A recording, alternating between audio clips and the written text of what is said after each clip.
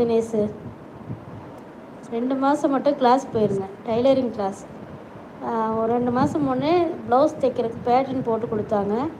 ஒரு 2-3 ஜாக்கெட் தைச்சேன், அதோடு சரி.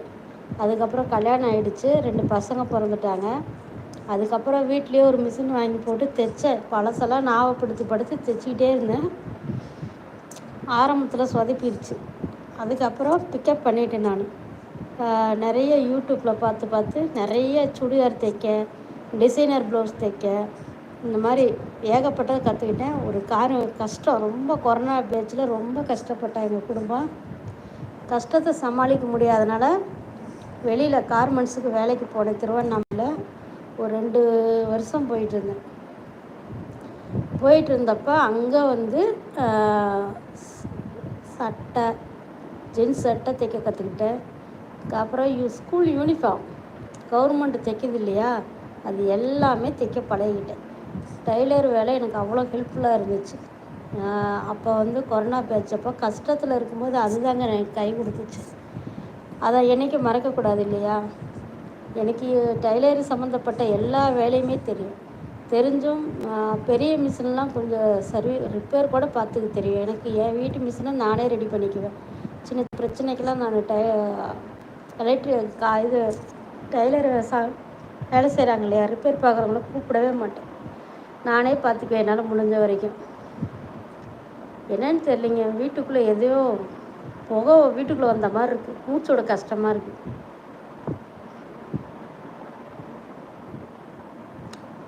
தினேஷ் என்ன சமையல் அக்கா? நான் தோசை சாம்பார் பண்ணிக்கேன் எங்கள் வீட்டில்.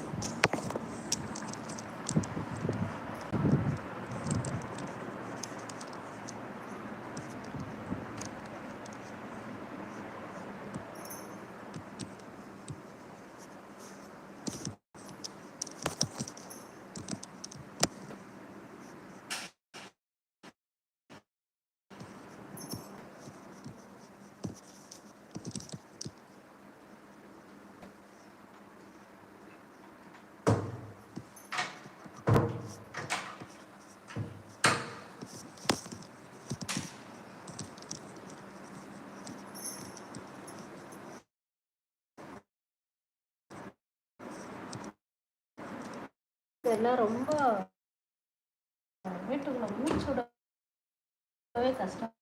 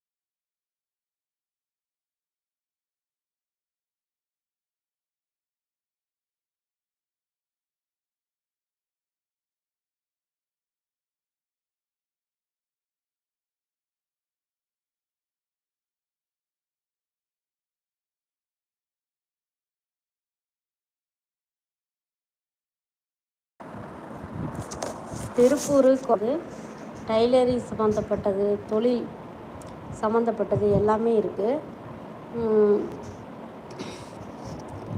2வது இங்கிட்ட பஞ்சு மில் அதிகங்க. எங்கள் ஏரியாவில்